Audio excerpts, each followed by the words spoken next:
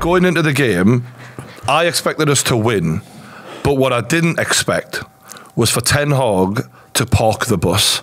He literally gave up before the game was even underway. Like, it was just, they approached that game as if we were Man United and they were like a League One side trying to nick an FA Cup replay. Where was the ambition? No, do you know what? We played you guys, 3 times since the final, and we're worse every single time. It's got to the point. It's the first time, you always ask me, this manager, how you feeling about him? For the first time, I'm looking at the manager, and I've never in his time being here, and I'd probably say, "Raw, not even after the 7-0." No, but this time now, because him and Eddie Howe, you guys are not even your true superpower yet. I compare you more to like in the Joe Robinho years. You haven't of Man City. Bloody hell, we couldn't live with you guys. It was an embarrassment, literally. And every single time we played you lot, it's looked like that, but it's got worse. But the one thing that I do need to say that is clear is the players now, I think they're not playing for him no more. For the first time yesterday, Rashford there was a few people walking and stuff, and I think maybe he has finally lost the dressing room, or he's on the journey of losing. Because Can I just say that wasn't the first time? Yeah, that what you said for the first time yesterday. That ain't the first time I've seen the Man United players doing that. I've seen that a couple of times now. Yeah, but this was a particularly noticeable one where you've got Garnacho, Rashford, and Martial all not doing the dirty work that Anthony Gordon, Almiron, and Isak. And what is great about this for Man United fans is a great mirror to be held up to the club, because it's like, you know that you've always been better than Newcastle, even though we're the best version of us we've been for a long time. Like, Man United, there's a level of like pride that they have. We will never be worse than Newcastle. And with every, as you've rightly said there, with every game that goes by, the more time Newcastle spend with Eddie Howe, the better we get, and the more time Man United spend with Ten Hag, the worse they get. And that's why it's glaring. I think this is the one thing, because Liverpool, they've been great for years. Klopp, Man City been together. Literally, I know that Ten Hag has not had this long, but there's no excuses really. You're both Premier League managers, and you guys have done battle a few times. Even in that Newcastle one in the Cup, we were a bit lucky in that one. Definitely. Now, there's no luck in between it. Like yesterday, it was 90 minutes of onslaught. The only thing that happened is you guys got a bit tired in the 86th minute, so you couldn't. They couldn't. Beating the shit out of you. All of a sudden, Man United like, let's give it a go. Yeah. You got a big issue with, and I'm not even cussing Maguire because he was important yesterday. Maguire was our best player. Do you know what tells me that he's lost the dressing room? Listen, it's only my guess, but what tells me is when you look at the personnel that he is sort of relying on, right? He's relying on the guys that are playing for Man United rather than playing for Ten Hag. So when you look at Ten Hag signings, they're playing for Ten Hag. Of course they're playing for Man United, but they're playing for Ten Hag.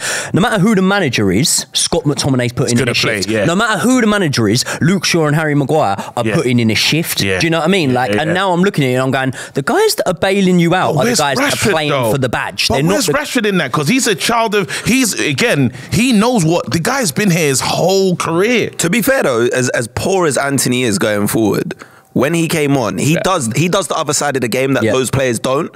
So you're saying Rashford doesn't run back, Garnacho doesn't run back. Anthony actually does track back. He's just shit going forward. So you can't really win. Like it's a bit of a weird one. A few things I've written down. Man United have 6 defeats. Of course he took notes. To be fair, I made a video about it. It's coming out later. Man United have 6 defeats. No other side in the top 10 has that many defeats. They've scored 16 goals, which is the least amount in the top 10 scored. And in fact, they've scored half the amount of goals Newcastle have scored. I found it interesting that Ten Hag's quote after the game, this team is resilient, we have a plan and we keep going. I will talk to my team, but we stayed in the game at the end. We had some good chances. We scored a goal, but it was offside, so it could have been a draw. It's a ridiculous. You didn't stand the game. Nobody said that you lot deserve to win it because a lot of fans lost. A lot of fans gave up on Ten Hag. Like I was speaking to a guy that I was interviewing after the game. He said he's Ten Hag out after that. After that, those words he said, he's in that Ollie. You know when Ollie was near the end, it's delusional. Yeah. So, but for me, like when I heard him say, because I was really nervous about that statement, but then he did say Newcastle deserved to win. Newcastle were better. Well, anyone could see that. Like you'd be stupid not to realise they were better. Joe Linton was next level. The whole team. Isak's. We tried to do literally. Our manager got out tacticked by Eddie Howe. Before I used to come in here and say, you know what, Ten Hag better than Eddie Howe, this, that, and the other. I can't say that. There's no proof. There's nothing to back up. All I can talk about is what he did with another team, with another, like in Ajax. Holland. I can't bring that to the table. It's just trash. I'm done. I'm drinking. Some of the Manchester United fans have said, oh, well, the only reason he's struggling is because he's got the same bozos who's let him down time and time again, yada, yada, yada. And I'm thinking, well, do you not think Eddie Howe inherited players who'd let previous managers down? You have to get in their heads and galvanise them. Yeah. And if there's one thing that his sort of old-fashioned style is not doing, it's winning favourites. Like the amount of in-house dressing room issues we're seeing from Sancho, Ronaldo, David De Gea, now Varane, and also very big name players. It's not like you're having problems with little kids who aren't getting in the team yet. And that for me shows like, all right, you're not a man manager then. You're certainly not, a warm, like Big Ange, for example. He's not that kind of guy. Tactically, you're getting done over. And this is the key, is when you go to the top sides and you get played with the way Man United consistently do, that's because he can't then rely on the individual brilliance of some of the players that he does against your Burnleys and your Fulhams, where Bruno Fernandes will score a goal in the last minute. That's now to do with Ten Hag. That's a good ball striker. When the margins are fine, it's the manager's coaching that then has the impact. Yeah. And we're seeing Ten Hag's coaching ain't up to scratch. I think, honestly, I feel that because there's this thing that players, we've all been aware of, but we never knew it was true. John Obi Mikel came out and said, sometimes we just down tools. At Chelsea, we're down tools and stuff. I never knew that it was something you thought could happen. I honestly feel right now, Man United, the players are down in tools. And Why do you think they're doing that? Because yesterday, when they're talking about getting to the second ball, we did nothing. Literally, I get Newcastle, that would be the easiest game they ever play all season. 1-0 flattered us. That should have been 5-6, 7-0 yesterday. But when you talk about the second ball though, that's down to a manager making his players want to run through a brick wall for him. But they don't want to do it anymore. But how can they, right? Let's think about this. When I seen the starting lineup, Anthony Martial. Yeah. Why on earth would Anthony Martial, who was loaned out by Ten Hag, because he clearly doesn't... But Anthony wanted to leave. Anthony Martial wanted to leave. Yeah, doesn't. But from both sides, he doesn't want to be there. Yeah. Ten Hag doesn't want him there. So yet you're choosing him over the £80 million wonder kid in Højlund, who... I was relieved that Højlund wasn't. I'm like, he is fast, he's threatening.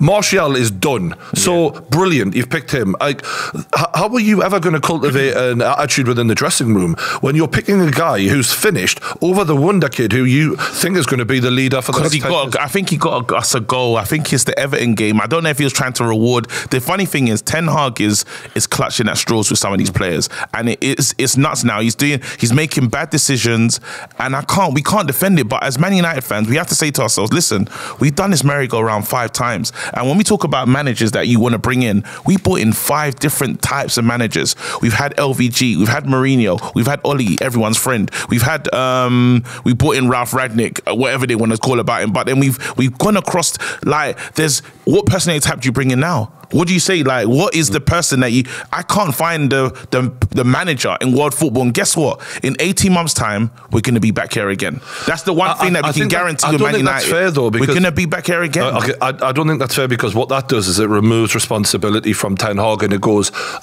this always happens to Man United. Yeah, because you keep appointing crap managers. Like Louis van Gaal. Louis van Gaal was finished in club football at that time, and it was his last job. He was an international manager at the time. Oli was never going to... I don't know how on earth he... But no, Louis van Gaal won us the FA Cup, but I'm saying that he was... We probably would say sacked him unfairly. Let me finish. Yeah. He wasn't the project builder for the long term. What Man United have supposedly won. Yeah. David Moyes didn't give him 2 seconds, so that was never going to... And look, he wasn't good enough. And then you look at Oli, he was never good enough. Mourinho, best one since Fergie, and to be fair to him, he fell out with the players as well, because there was some bad apples. But the point is amongst all of those, you've only appointed one good manager, and that was the only one who was proven at Premier League level.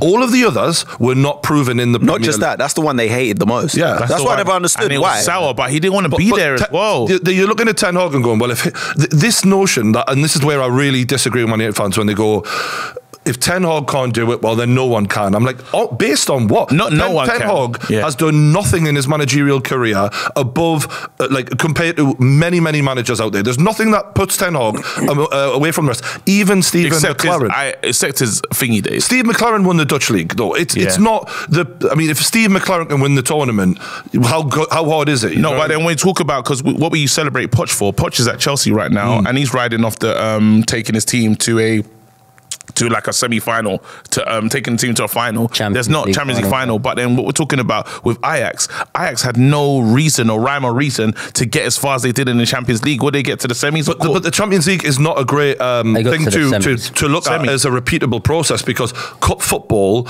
it is a bit of a fluke sometimes, and you can chance your way through. And I'm not saying he wasn't good for Ajax, he obviously was, but Pochettino, when you use him as an example, what have we got from him? Years of proven Premier League results, but nothing but one on it. Yeah, but considering who he was with, and also years of proven player relationships as well, because that's one of the key things. And when you look at a lineup like Man United's yesterday, when you're looking at it and you're going, Luke Shaw at centre-back, bearing in mind, I actually think he did a good job there, by the way, but Martial instead of Højlund, when you look at a squad and you look at then the players you've got available on the bench, so you don't put it down to injuries, you can only put it down to one thing. If the squad looks that random and that muddled up, it's because he's tried as hard as he can to get the players in there that at the moment he trusts. And the other side of looking at things, when I say trust, it's the players he's got on board, because he's lost at least half that dressing room for me.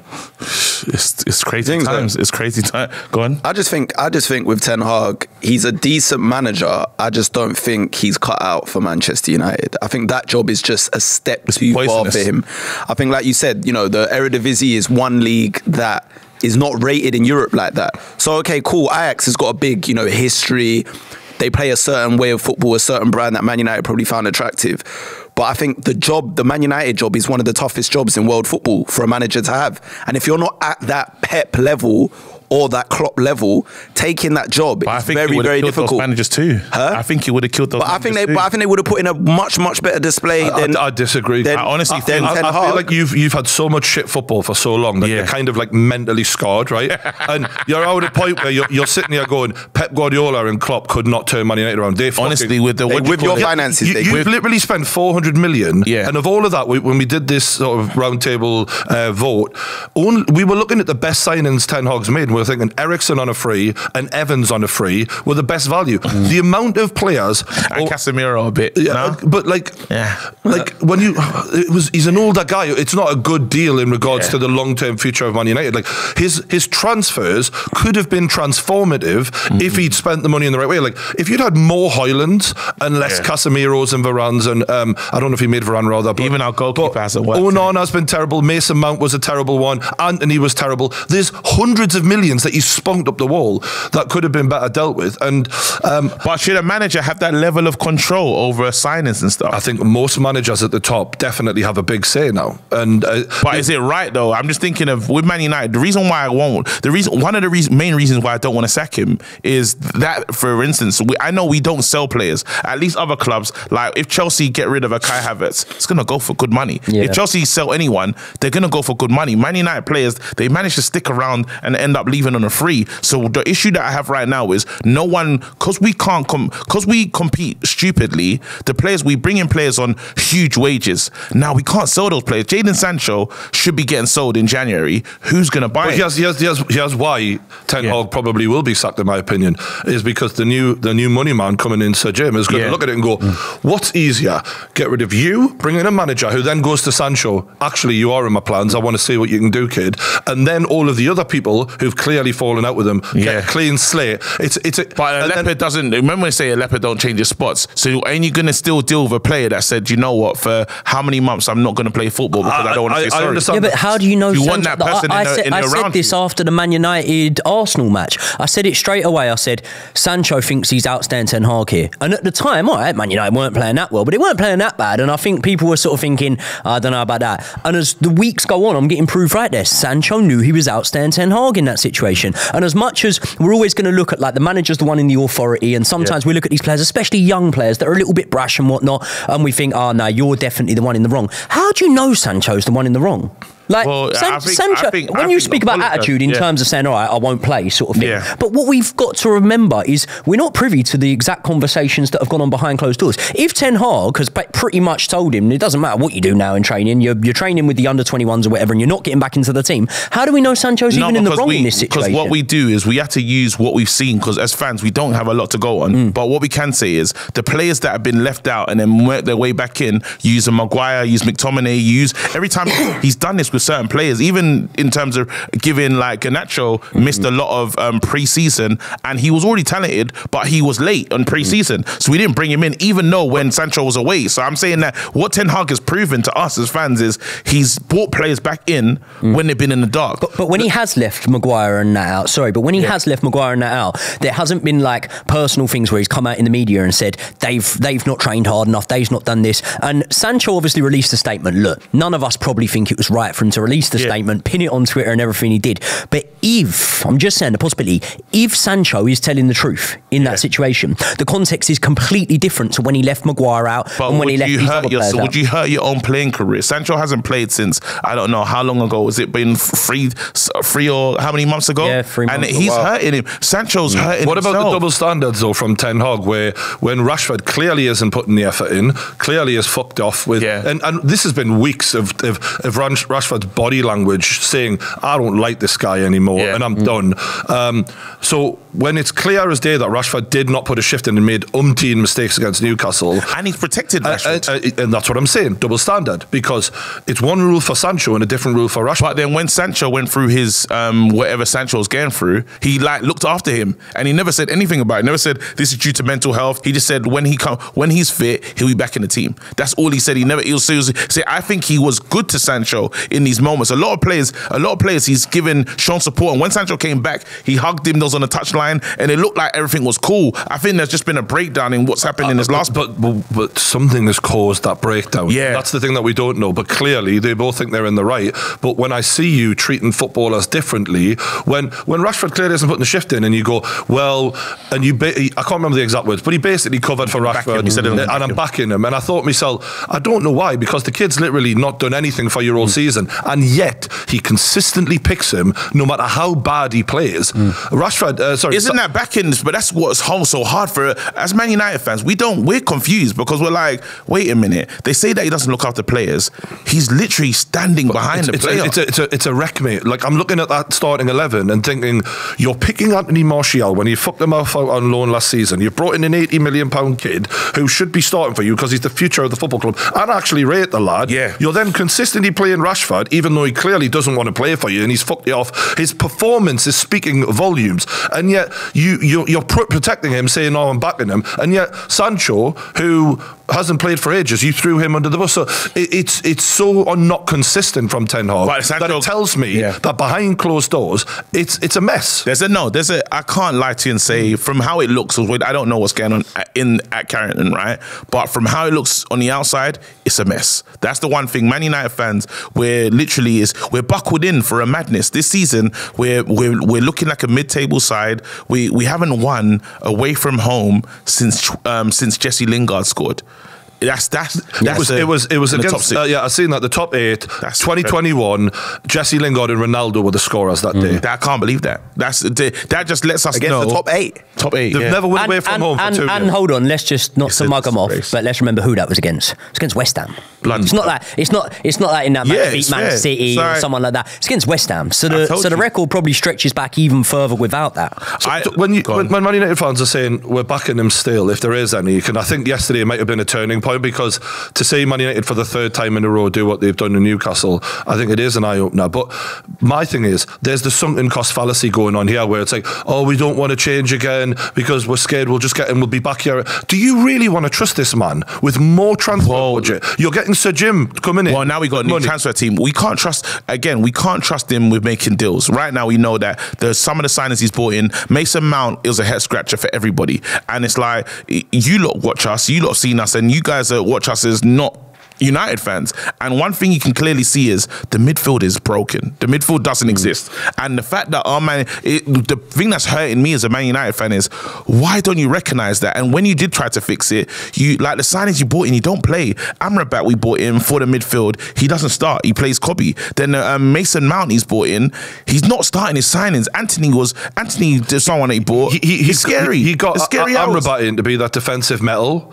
And I'm looking at Newcastle thinking, oh, he didn't start Amrabat. Great. Because he is one of the ones who would have protected the defence. And he brings Maino in, who's literally fresh back. It's a big game for an 18-year-old lad. Yeah. And I actually think Maino's a decent player. But it's one thing looking good against Everton and coming in and fighting Big Joe Linton. Yeah. Like, I don't think he thought that through at all. Because Scott McTominay is like a headless chicken. Like, he will run around. He's just running for the sake of running. But he doesn't know what the fuck he's running to or what he's doing. You know what I mean? So I looked at that starting lineup and thinking, all right, you haven't put Luke Shaw at fullback, great, because we're going to kill you on the wings. Yeah. You've got a world level defender in Varane sat on the bench who could have played centre back. You put Luke Shaw fullback, that would have been more frightening for me. So I'm looking at your midfield, your defence and your attack with Martial thinking he's made all the wrong decisions, lads. It's a cakewalk. Now the fact that I'm thinking that before the game even kicks off speaks volumes. His squad selection, his team selection each week tells me he's trying to send a message to his players. You could be in here, but you're not in here because you haven't done enough for me, sort of thing. And I think over a year, a year and a half now into the job? What is it, about a year and a half into the job? 18. And you're still having to send these messages. Like, it should have settled down by now. Yeah. You should. I get that there's always a little time, maybe after his first 3 games when you'd lost all 3, and then maybe you need to send a message to the players and say, right, this is what I expect of you. What percentage of the average Man United fan are they split on Ten Hag, like for and against? I think 60 for 40%. But it's gonna 60 to keep him. 60 to keep him. Really? Yeah. Fuck me. I think I don't know what they're watching. I think that Liverpool game is the game that a lot of Man United fans are waiting for. When is that? So the next game? 16th. Hold on, no, the Chelsea game. We're playing you on Wednesday night. Check our fix. This is how it goes. It goes Chelsea, Bayern, Liverpool. Bloody hell. Brian, did you ever think you'd be sat round a kickoff table as the one flying high in terms of standing like you got Spurs fan, Man United fan, Chelsea fan. The last 18 months for me have been great in many ways. That's all I'm gonna say. Honestly, I've never been more happy to do a show. Do you know what I missed? I got today. I fucking sprang out of bed. I'm like, well, it's the kickoff. I miss green screen. Classic on his own. Miserable. Honestly, this guy is on fire now. I had in my notes, I was like, ask KG if Onana still turned a corner. Oh my God, you said he turned a corner, innit? I said he turned a corner. Do you know what? It's a bloody roundabout. It was a roundabout. I haven't seen you since when that cross comes into the box and he grabs it and throws it into his own net. Did you see the thing? Did you see it against Newcastle, the starfish one? Oh yeah. I'm done. I think we bought, I hate to say this, because they say that I'm one of the most reaction persons on YouTube, but it's true. Karius. I feel like we bought Karius. This is honestly... we've got him if you want him. With Liverpool, we don't want that. With what Liverpool did, Liverpool got to the final and they said...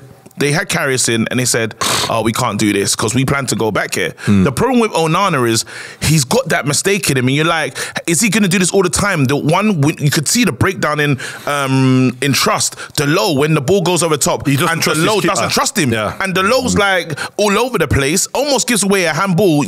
Vash could have said, hey, that's handball there. This mistake he made in the Champions League, it looked like match fixing. It was so bad. It looked like Ivan Toney. Was like, we need to investigate. Ivan Toney took it and Ivan Toney and Tonali took a few. They fancied it. Brian, you read some statistics earlier on about Man United, and one you didn't read out, mentioning the Champions League. 14 goals conceded in the group stage.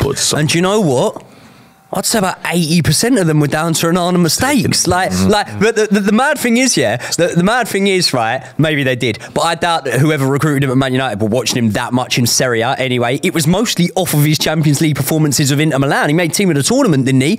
Now you look at him in this season's Champions League and it's just been shocking. No, but he was good at Ajax as well. He was good at Ajax. He was good at Ajax. But if let's theorise that he was really good, but he made the odd clanger, you could logically go, all all right, you're going to get the odd one, but he's world class other than that. He's not even that good.